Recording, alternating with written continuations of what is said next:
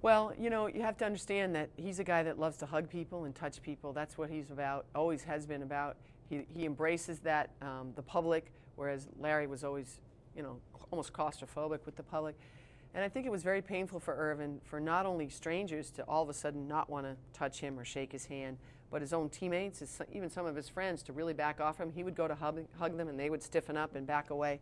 So this was the kind of environment he was living in. And his own teammates wouldn't work out with him because they were afraid to get their sweat on him. You know, it became a really difficult time in his life. And so he got used to, you know, he would always show up in his practice gear because he just couldn't get basketball out of his system. And one day he was working out down the end of the court by himself, and he hears somebody yell, "Hey, Magic, you want to do a little one-on-one?" And he looked down, and he couldn't believe it because no one would go near him.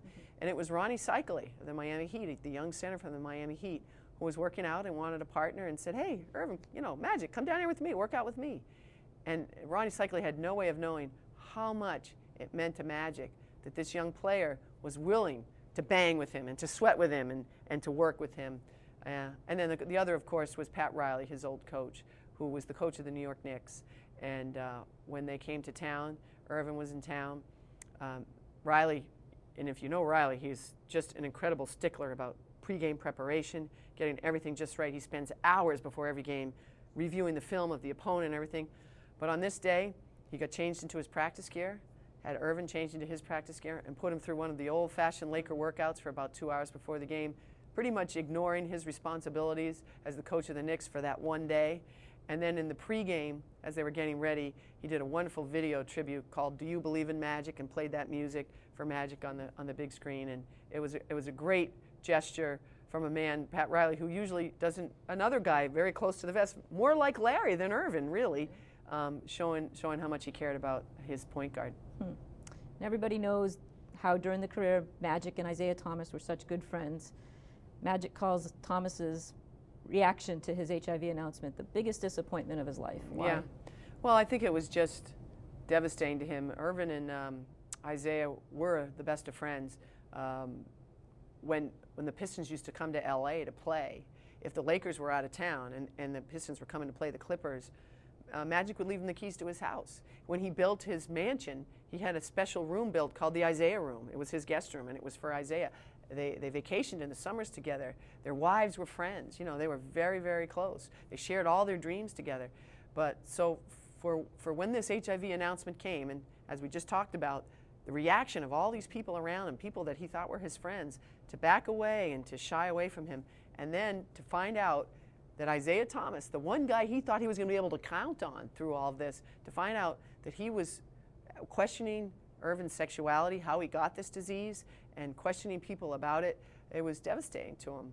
And I think, you know, when I talked to his wife, Cookie, about it in particular, she said the hurt didn't go away from his face for a long, long time, because at that point you're looking, who are my real friends? Who are the people that are willing to have my back no matter what?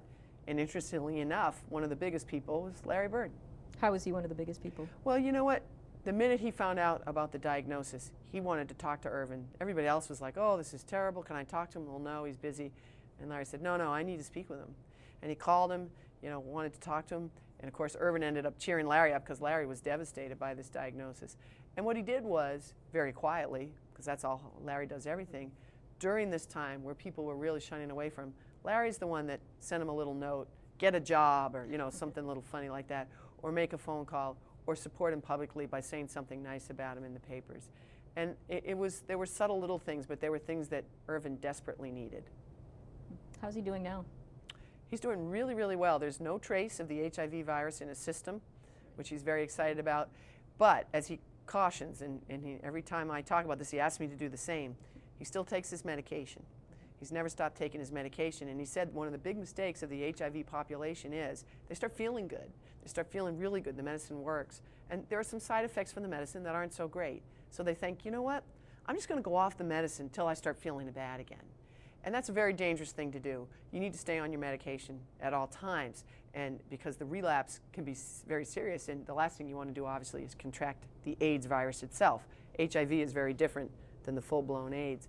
But Earvin's very smart about what he does. He has a very specific regimen workout, a very specific diet, Much to his dismay, he can't eat a lot of what he used to eat. He was never a drinker, so that's not an issue. So he takes very good care of himself. It's not by accident that he's got this great health report, because he takes it very seriously. This excerpt is brought to you by the Massachusetts School of Law, the leader of reform in legal education and a leader in multimedia education for the public. To view the full interview and for a full listing of MSL's programs, log on to mslaw.edu.